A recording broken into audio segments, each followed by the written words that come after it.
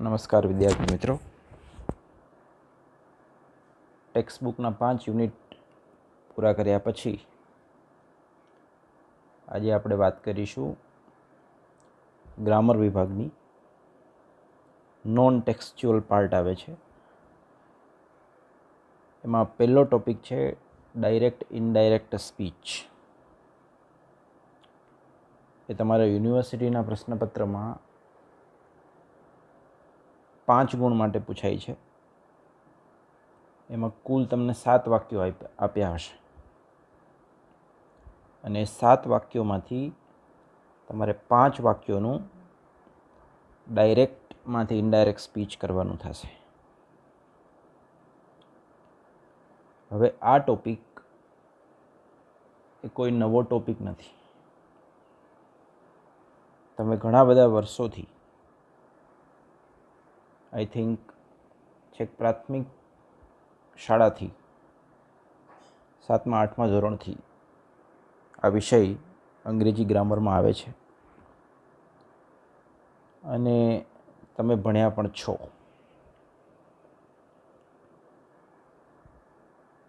હવે એમાં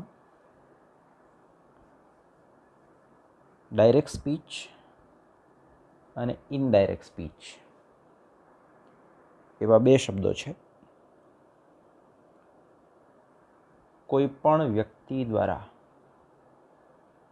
કોઈ વાત થાય ત્યારે એને રજૂ કરવાની there are 2 ways. એને 2 રીતે રજૂ કરી શકાય. એક ડાયરેક્ટ માધ્યમથી, પ્રત્યક્ષ રીતે, અને એક ઇનડાયરેક્ટ એટલે કે પરોક્ષ રીતે.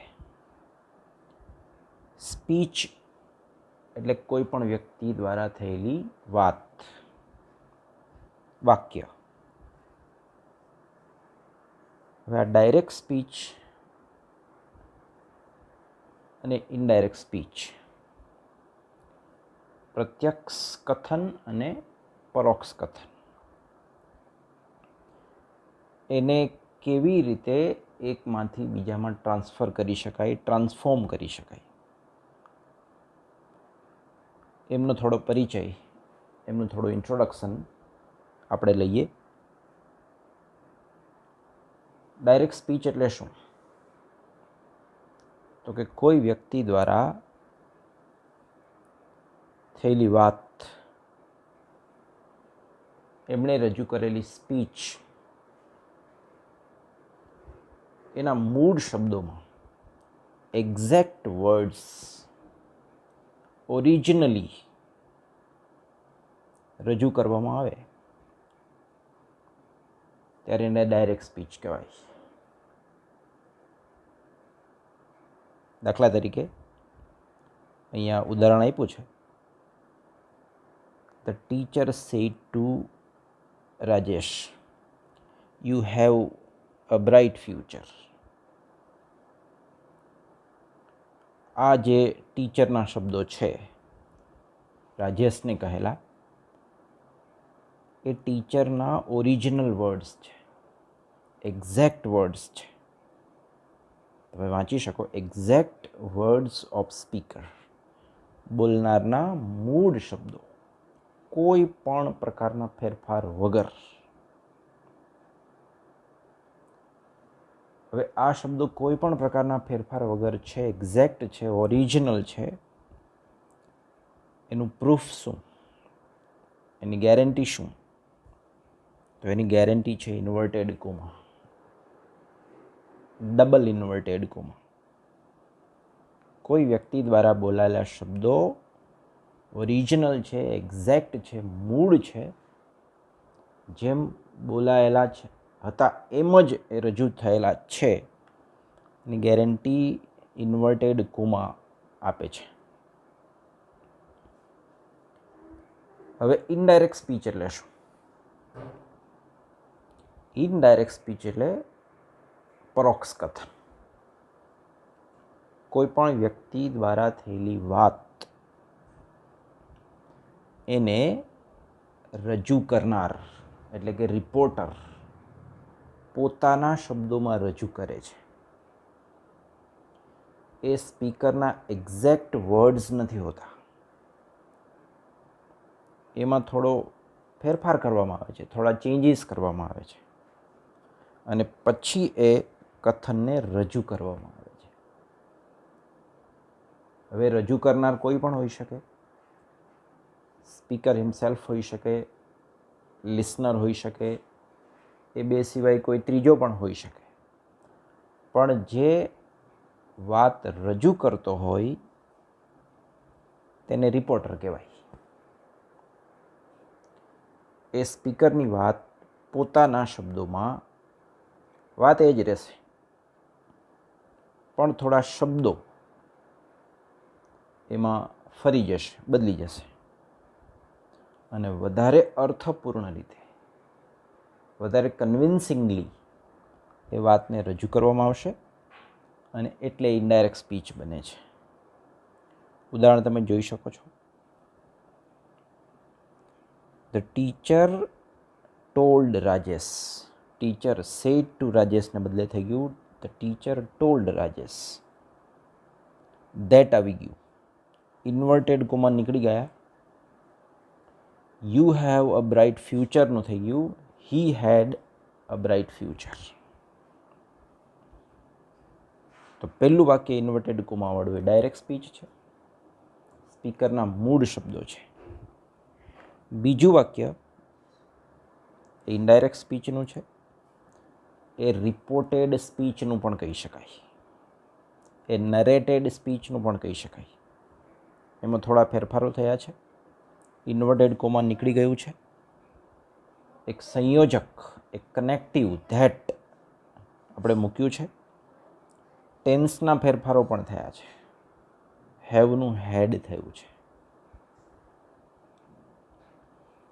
એટલે ડાયરેક્ટ સ્પીચને તમે સ્પીકરના ઓરિજિનલ વર્ડ્સ કહી શકો,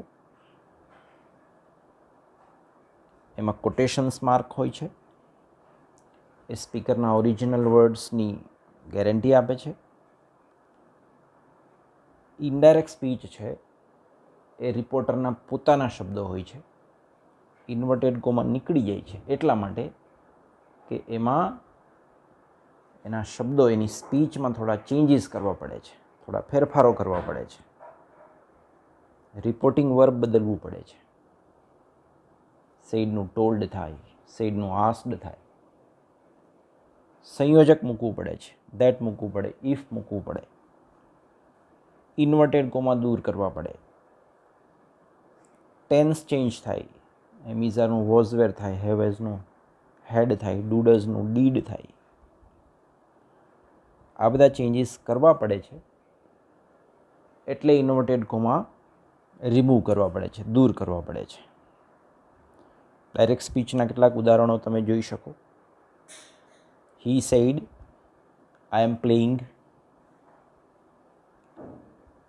She said, I shall paint. He said, I have finished this exercise today. The inspector said, I am glad to be with you now. આ બધા વાક્યો છે એ ડાયરેક્ટ સ્પીચના છે, ઇન્ટુ ઇન્વર્ટેડ કોમા છે. હવે ડાયરેક્ટ સ્પીચ છે એના જે ભાગો છે એમની પણ એક ઓળખ હોય છે. દાખલા તરીકે જે છેલ્લું વાક્ય છે ધ ઇન્સ્પેક્ટર, એમાં ધ ઇન્સ્પેક્ટર છે એ સ્પીકર છે, એને સ્પીકર કહેવામાં આવે છે. સેડ છે રિપોર્ટિંગ વર્બ છે કે જે વર્બનો યુઝ કરીને ઇન્સ્પેક્ટરનું વાક્ય રિપોર્ટ થયું છે, રજૂ થયું છે. ઇન્વર્ટેડ કોમાની અંદરનું વાક્ય છે I am glad to be with you now, એ સ્પીચ છે, એ કથન છે, વાક્ય છે. એને ઇન્વર્ટેડ કોમામાં મૂકવામાં આવ્યું છે. અહીંયા સાંભળનાર નથી, બાકી જો વાક્યમાં સાંભળનાર હોય તો એને લિસનર કહેવાય. ઇનડાયરેક્ટ સ્પીચ કરો ત્યારે સંયોજક મૂકવામાં આવે છે, ધેટ મૂકવામાં આવે, ઇફ મૂકવામાં આવે, ટુ મૂકવામાં આવે, નોટ ટુ મૂકવામાં આવે. એ બધા કનેક્ટિવ્સ છે, બધા સંયોજકો છે. તો આ એમના પાર્ટ્સ છે. હવે આ ડાયરેક્ટ સ્પીચના વાક્યોને ઇનડાયરેક્ટ સ્પીચમાં ફેરવીએ તો તમે જોઈ શકો, હી સેડ આઈ એમ પ્લેઇંગનું થઈ ગયું, હી said that he was playing. તમે જે ચેન્જીસ થયા છે જોઈ શકો છો, એકદમ સિમ્પલ. હી સેડ, આઈ એમ પ્લેઇંગનું થઈ ગયું, ધેટ હી વોઝ પ્લેઇંગ. હવે સેડનું સેડ જ શું કામ રહ્યું, ટોલ્ડ શું કામ ન થયું? તો એના માટે નિયમ છે, જ્યારે સાંભળનાર ન હોય, in the absence of the listener, સેડનું સેડ જ રહી. લિસનર હોય તો સેડનું ટોલ્ડ થાય અથવા તો સેઝનું ટેલ્સ થાય. લિસનર જોઈએ. She said I shall paint, sorry, એનું થઈ ગયું she said that she would paint. That આવી ગયું. આઈનું શી થયું, શેલનું વુડ થયું, શેલ વિલ બંનેનું વુડ થાય, એ આપણે આગળ જોઈશું. પેઇન્ટનું paint, inverted commas are removed. He said I have finished this exercise today.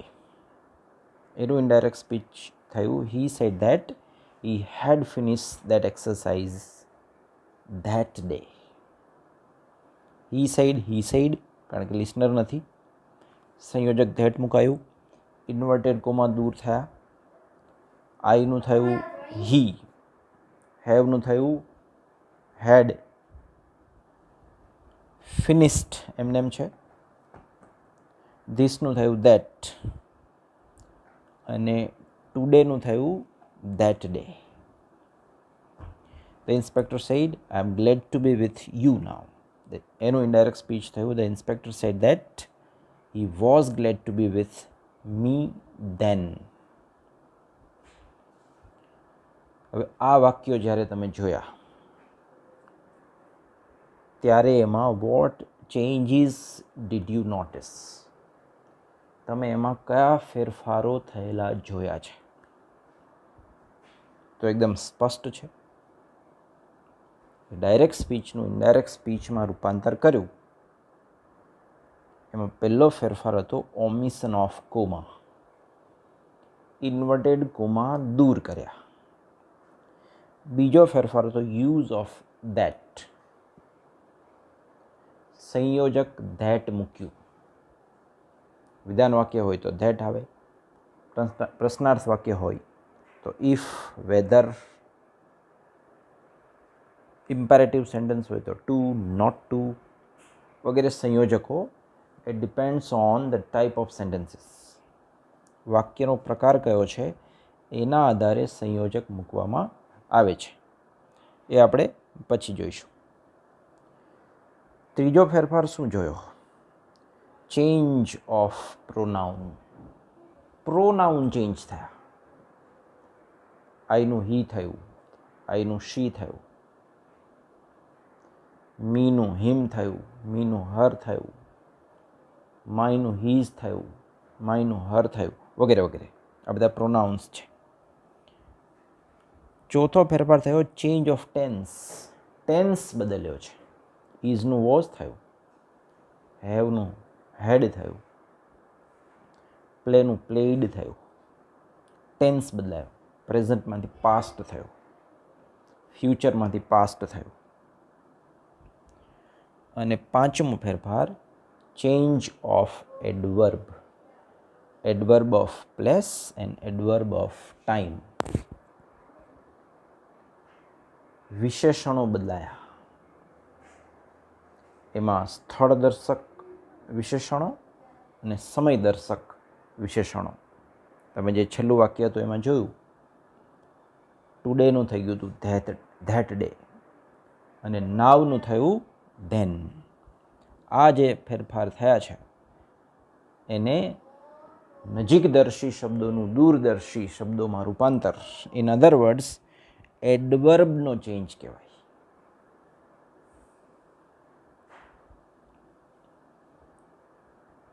એના પછી તમે જોઈ શકો ઉદાહરણ દ્વારા સમજાવ્યું છે. ડાયરેક્ટ સ્પીચનું વાક્ય છે Paul said I am feeling ill. એનું ઇનડાયરેક્ટ સ્પીચ થયું Paul said that he was feeling ill. એમાં સેડનું સેડ રહ્યું કારણ કે સાંભળનાર નથી. સાંભળનાર હોત તો ટોલ્ડ થઈ જાત. ઇન્વર્ટેડ કોમા દૂર થા, સંયોજક ધેટ મુકાયું, આઈનું હી થયું. એ પ્રોનાઉનનો ફેરફાર છે, સર્વનામનો. એમનું વોઝ થયું, એ ટેન્સનો ફેરફાર છે. તમે જોઈ શકો છો what are the changes. Speech marks નીકળી ગયા એટલે કે ઇન્વર્ટેડ કોમા. ધેટ મુકાયું, પ્રોનાઉન આઈનું હી થયું, ટેન્સ ચેન્જ થયો, પ્રેઝન્ટનું પાસ થયું, એમનું વોઝ થયું. હવે જે ડાયરેક્ટ સ્પીચમાંથી ઇનડાયરેક્ટ સ્પીચ કરીએ ત્યારે કેવા ફેરફારો થાય છે એમની વાત કરીએ. એમાં રૂલ નંબર 1 છે ચેન્જ ઓફ ટેન્સ. આ વસ્તુ આવડવી ફરજિયાત છે, તો જ તમે ડાયરેક્ટના વાક્યોને ઇનડાયરેક્ટ સ્પીચમાં ફેરવી શકશો. એમાં રૂલ નંબર 1 છે if the reporting verb is in the direct speech, if the reporting verb in the direct speech statement is in present tense or future tense. Direct સ્પીચનું જે રિપોર્ટિંગ વર્બ છે એ જો વર્તમાન કાળ કે ભવિષ્યકાળમાં હોય તો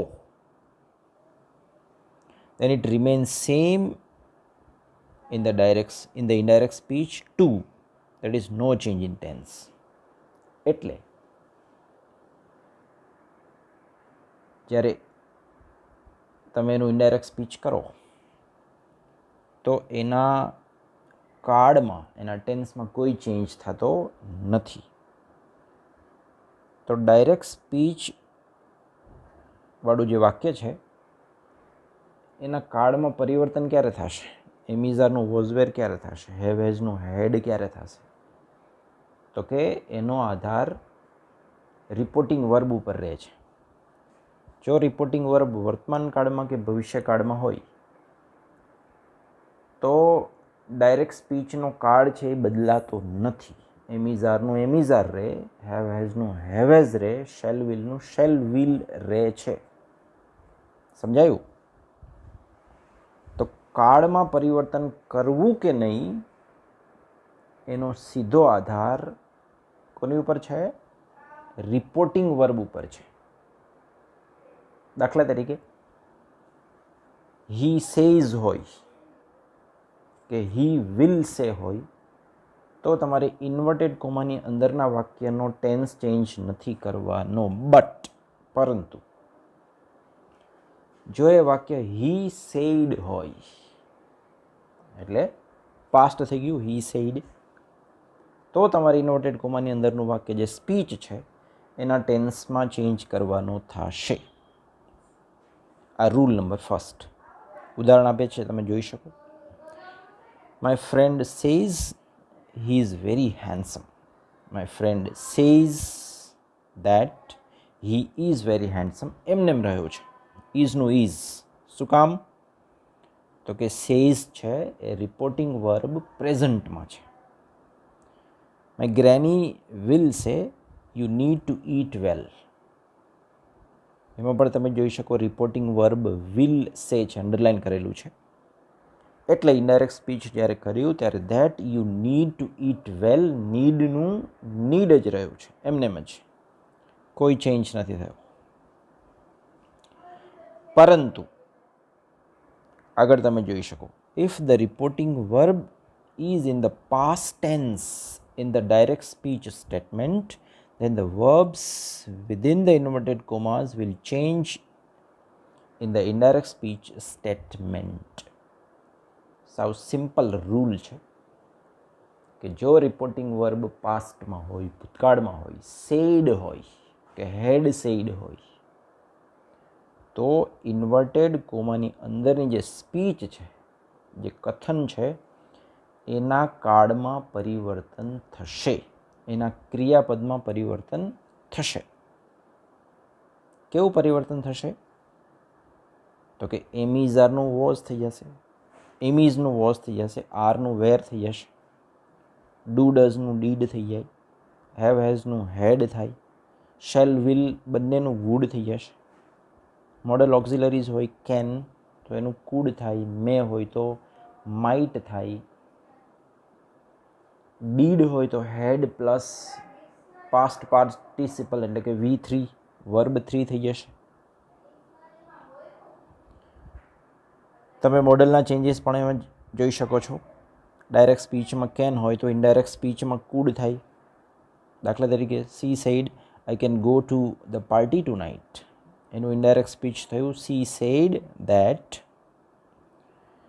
C could go to the party that night. કેટલીક જગ્યાએ સંયોજક ધેટ પણ નથી મૂકેલું હોતું તો એ ચાલે, પણ આપણે પરીક્ષામાં મૂકવું. She said that she could go to the party that night. ટુ નાઇટનું થયું ધેટ નાઇટ. એ નજીકદર્શી દૂરદર્શી શબ્દોનો ફેરફાર છે, એડવર્બ્સનો. અને અહીંયા જે સમજવાનું છે એ કેનનું કુડ, મેનું might. The kid said we may go to school. એમાં ઇનડાયરેક્ટ સ્પીચ થયું the kids said they might go to school. એમાં મેનું થયું માઇટ. તમે ટેન્સ વાઇઝ સમજવાની કોશિશ કરો કાળ મુજબ, તો સિમ્પલ પ્રેઝન્ટનું સિમ્પલ પાસ્ટ થશે, સાદા વર્તમાન કાળનું સાદો ભૂતકાળ થશે. દાખલા તરીકે Meera said I go to school. એનું શું થયું? Meera said that she went to school. ગોનું વેન્ટ થયું. સિમ્પલ પાસ્ટ હોય તો પાસ્ટ પરફેક્ટ થાય. દાખલા તરીકે they said we went at work. એનું શું થયું? Direct speech they said that they had gone at work. તો ગોનું વેન્ટ થયું અને વેન્ટનું હેડ ગોન થયું.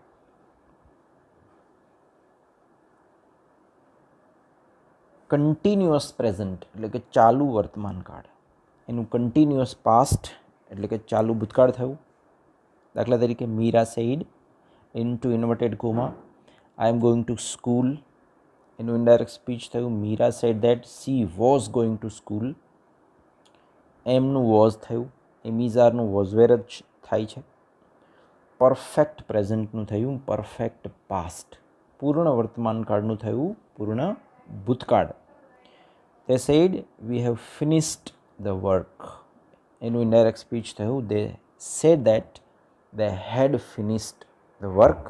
હેવનું થયું હેડ એટલે કે હેવ હેઝનું હેડ થશે.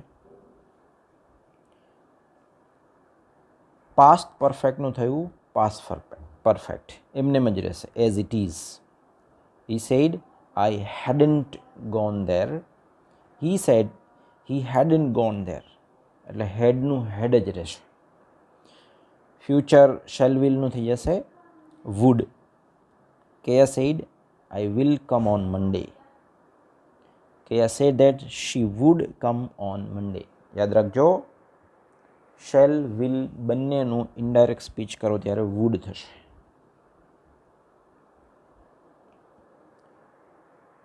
Rule number 2, change of pronounce. બીજો ફેરફાર સર્વનામનો ફેરફાર છે.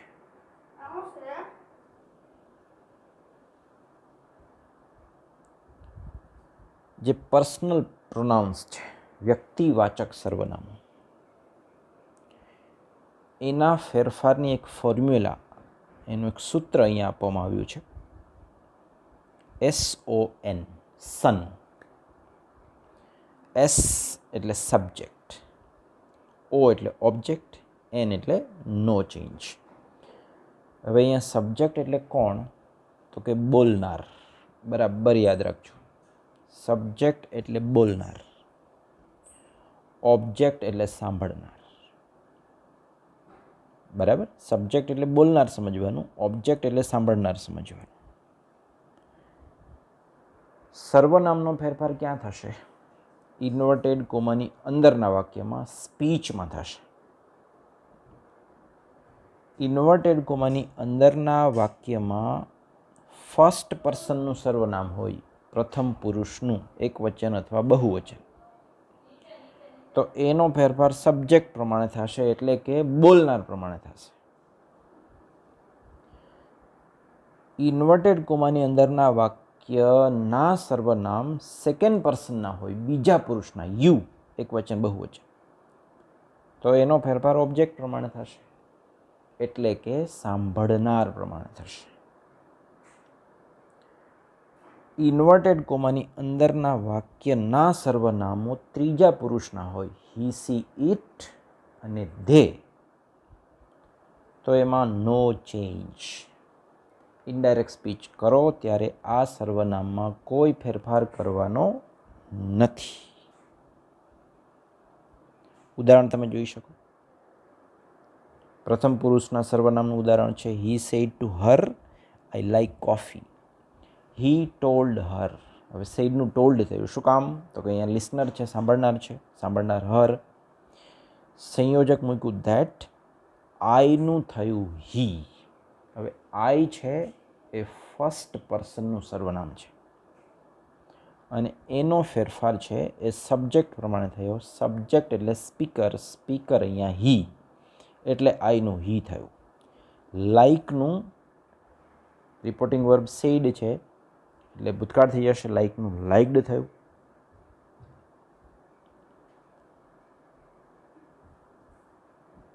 મેં તમને કીધું એમ, જો ઇન્વર્ટેડ કોમાની અંદરના સર્વનામો બીજા પુરુષના હોય, યુ, યુ, યુ એકવચન, યુ બહુવચન, તો એનો ફેરફાર છે એ એનો ફેરફાર છે ઓબ્જેક્ટ પ્રમાણે થશે, એટલે કે સાંભળનાર પ્રમાણે થશે. દાખલા તરીકે, હી said to Har, you look happy. He told Har that. You છે બીજા પુરુષનું સર્વનામ છે, એટલે એનો ફેરફાર સાંભળનાર પ્રમાણે થશે. સાંભળનાર છે હર છે, એટલે હરને ધ્યાનમાં રાખીને શી થયું, યુનું શી થયું.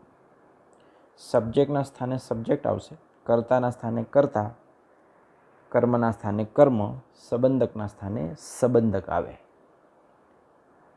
યુ કર્તા છે, એટલે એના સ્થાને કર્તા વિભક્તિનું સર્વનામ આવ્યું શી. લુકનું પાસ્ટ થયું લુક્ડ. જો ઇન્વર્ટેડ કોમાની અંદરનું સર્વનામ ત્રીજા પુરુષનું હોય, થર્ડ પર્સન, તો એમાં નો ચેન્જ. મેં તમને કીધું એમ, he said to him, she has already left.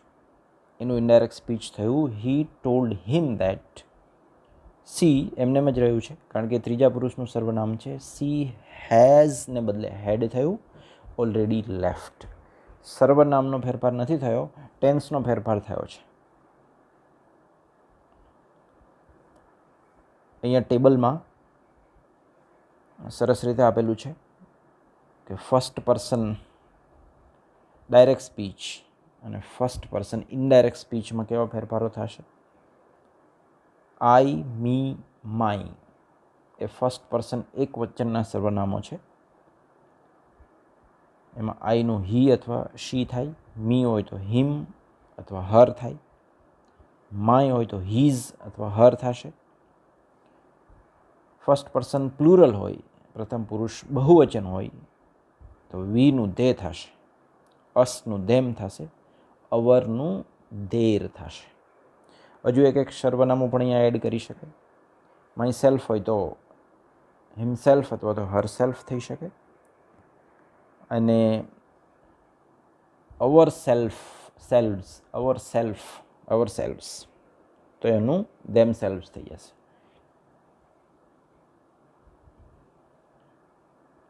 ઉદાહરણો આપ્યા છે ને. He said I went to consult my parents. એનું ઇનડાયરેક્ટ સ્પીચ થયું, he said that he went to consult his parents.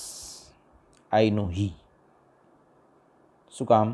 તો કે આઈ એ પ્રથમ પુરુષનું સર્વનામ છે. પ્રથમ પુરુષ કોણ? તો કે બોલનાર બોલનાર હી.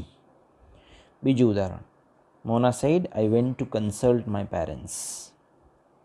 એમાં શું ફેરફાર થયો?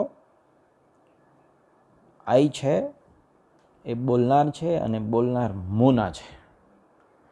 મોના છે એ સ્ત્રીલિંગ એટલે એના માટે સર્વનામ છે શી આવશે. Boy said we went to consult our parents. Boy said that they went. We છે એનું ઇનડાયરેક્ટ સ્પીચ દે થાય. વેન્ટ છે એનું અહીંયા વેન્ટ લખ્યું છે, એકચ્યુઅલી હેડ ગોન થઈ જશે, કારણ કે ભૂતકાળનું ક્રિયાપદ હોય એનું ઇનડાયરેક્ટ સ્પીચ કરો ત્યારે હેડ પ્લસ V3 થશે, એટલે વેન્ટનું હેડ ગોન તમારે સમજવાનું રહેશે. સેકન્ડ પર્સનનું સર્વનામ, એમાં ડાયરેક્ટ સ્પીચ ઇનડાયરેક્ટ સ્પીચનું ટેબલ આપ્યું છે, તમે જોઈ શકો. યુ એક વચન હોય તો હી શી થાય. યોર એનું સંબંધક સર્વનામ એનું હીઝ હર થશે. યુ એનું કર્મ વિભક્તિનું સર્વનામ એનું હિમ અથવા તો હર થશે. યુ જ્યારે પ્લુરલ હોય બહુવચન ત્યારે યુનું ધે થશે, યોરનું ધેર થશે અને યુઝ કર્મ વિભક્તિનું સર્વનામ છે એ ધેમ થશે. આ ટેબલ બરાબર પાકા કરજો. એના ઉદાહરણો અહીંયા સેકન્ડ પર્સનના. Anil said to Meena, your parents are waiting for you. આ બીજા પુરુષના સર્વનામો માટે ઉદાહરણ છે, એટલે સાંભળનારને ધ્યાનમાં રાખવાનો છે. યોર પેરેન્ટ્સ એટલે કોના પેરેન્ટ્સ? અનિલના નહીં, મીનાના પેરેન્ટ્સ, કારણ કે સાંભળનાર અહીંયા મીના છે. એટલે મીનાઝ પેરેન્ટ્સને બદલે હર પેરેન્ટ્સ. યોરનું હર થયું, આરનું વેર થયું. વેઇટિંગ ફોર યુ છે, યુ એ પણ બીજા પુરુષનું સર્વનામ છે અને એનો ફેરફાર પણ સાંભળનાર એટલે કે મીના પ્રમાણે થશે. ફોર યુને બદલે ફોર હર. ફોર શી તો થાય નહીં, કારણ કે અહીંયા છેલ્લે જે યુ આપ્યું છે એ કર્મ વિભક્તિનું સર્વનામ છે અને એટલે મીનાનું પણ કર્મ વિભક્તિનું સર્વનામ આવશે. મીનાનું કર્તા વિભક્તિનું સર્વનામ છે શી થાય, એનું કર્મ વિભક્તિનું સર્વનામ છે હર થશે, એટલે ફોર યુને બદલે for her. Second example, Anil said to Yogi, your parents are waiting for you. અહીંયા સાંભળનાર યોગી છે એટલે યોરનું યોગી પ્રમાણે થશે. યોગી એટલે હી, હીનું સંબંધક હીઝ, યોરનું હીઝ થયું. આર વેઇટિંગનું વેર વેઇટિંગ થઈ ગયું. ફોર યુને બદલે ફોર હિમ થયું, કારણ કે ત્યાં યુ છે કર્મ વિભક્તિનું સર્વનામ છે અને યોગીનું કર્મ વિભક્તિનું સર્વનામ હિમ થશે. ત્રીજું ઉદાહરણ, Anil said to them, your parents are waiting for you. અહીંયા સાંભળનાર ધેમ છે એટલે કે ધે છે,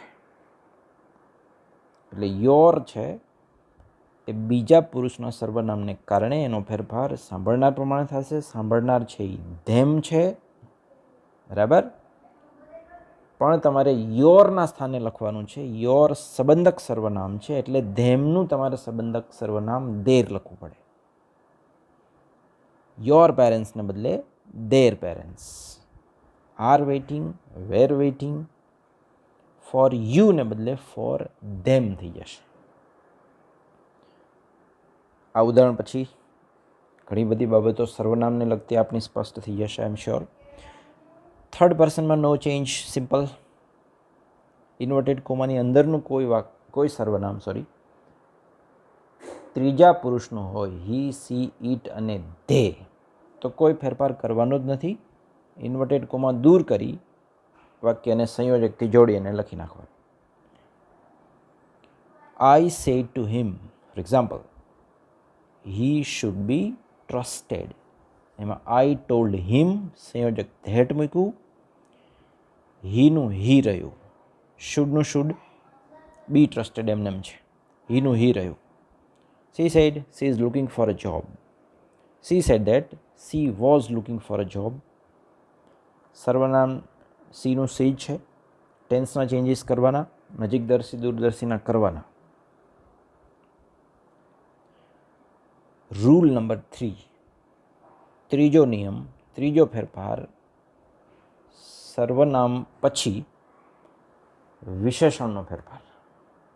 નજીકદર્શી વિશેષણો છે એને દૂરદર્શી વિશેષણોમાં ફેરવવાના છે. પછી એ સમય સૂચક હોય કે સ્થળ દર્શક હોય. જોઈએ એનું table. Direct speech, indirect speech. Direct સ્પીચમાં ટુડે હોય તો ઇનડાયરેક્ટ સ્પીચમાં ધેટ ડે થાય. ધીઝ હોય તો ધોઝ થાય. નાવનું ધેન, હિયરનું ધેર, ટુમોરોનું ધ ફોલોવિંગ, અથવા તો નેક્સ્ટ ડે પણ કહી શકો. ધ ફોલોવિંગ ડે, ડે લખવાનો. ધ ફોલોવિંગ ડે અથવા તો ધ નેક્સ્ટ ડે. યસ્ટરડેનું ધ પ્રીવિયસ ડે, અથવા તમે એને ધ ડે બિફોર પણ કહી શકો. લાસ્ટ યર હોય તો ધ યર બિફોર, અથવા તો તમે ધ પ્રીવિયસ યર પણ કહી શકો. લાસ્ટનું ધ પ્રીવિયસ, નેક્સ્ટનું ધ ફોલોવિંગ. ટુ નાઇટનું દેટ નાઇટ, ધીસનું દેટ અને ધસનું સો. આ ટેબલ છે એને બરાબર પાકા કરવા પડશે, તૈયાર કરવા પડશે. કેવી રીતે આમનો યુઝ થયો છે એમના વાક્યો દ્વારા સમજીએ. He said, I shall discuss this matter next week. He said that he would, shall will બંનેનું would થાય એટલે would discuss એમને. ધીસનું ધેટ થયું. મેટર નેક્સ્ટનું ધ ફોલોવિંગ થઈ ગયું. નેક્સ્ટ વીકનું ધ ફોલોવિંગ વીક થઈ ગયું. She said, we shifted to this house 2 years ago. She said that they had shifted to this house, to that house 2 years before. 2 years ago. અગોનું થયું before. આ indirect સ્પીચની ચર્ચા અહીંયા સુધી part 1માં રાખીએ. એમાં આપણે એમને સમરાઇઝ કરવી હોય તો ડાયરેક્ટ અને ઇનડાયરેક્ટ સ્પીચની આપણે વ્યાખ્યા જોઈ. ડાયરેક્ટ સ્પીચમાં કયા કયા ભાગ હોય છે, એમના નામ શું હોય છે. Speaker, listener, reporting verb, inverted comma. Direct speech એ જોયું. ડાયરેક્ટ સ્પીચના એક્ઝામ્પલ્સ જોયા, ઇનડાયરેક્ટ સ્પીચના એક્ઝામ્પલ્સ જોયા. એ જોયા પછી ડાયરેક્ટ સ્પીચમાંથી ઇનડાયરેક્ટ સ્પીચમાં કેવી રીતે ફેરવી શકાય વાક્યને, તો એના નિયમો જોયા. રિપોર્ટિંગ વર્બ બદલવું, rule number 1. Rule number 2, inverted comma દૂર કરવા. રૂલ નંબર 3, વાક્યના પ્રકાર મુજબ સંયોજક મૂકવું. રૂલ નંબર 4, સર્વનામ બદલવું. રૂલ નંબર 5, ટેન્સ ચેન્જ કરવો. અને રૂલ નંબર 6, નજીકદર્શી દૂરદર્શી શબ્દો છે ફેરવવા. વિશેષણના જે છેલ્લો ફેરફાર, ચેન્જ ઓફ એડવર્બ્સ. અહીંયા સુધી પાર્ટ 1માં રાખીએ. આમાં ઘણું બધું તૈયાર કરવાનું આવે છે, પાકું કરવાનું આવે છે, ગોખવાનું આવે છે. એ તૈયાર કરી લેજો. ફરીથી આ જ ટોપિકના પાર્ટ 2માં આપણે વાક્યોના પ્રકારો જોવાના છે કે વિધાન વાક્ય હોય તો એનું ઇનડાયરેક્ટ સ્પીચ કેવી રીતે થશે, પ્રશ્ન વાક્ય હોય તો એનું ઇનડાયરેક્ટ સ્પીચ કેવી રીતે થશે, અજ્ઞાર્થ વાક્યનું ઇનડાયરેક્ટ સ્પીચ કેવી રીતે થશે અને ઉદ્ગાર વાક્યનું ઇનડાયરેક્ટ સ્પીચ કેવી રીતે થશે. એ આપણે બીજા વિડીયોમાં પાર્ટ 2માં જોશું અને પછી આમની એક્સરસાઇઝ પણ કરીશું. ધન્યવાદ.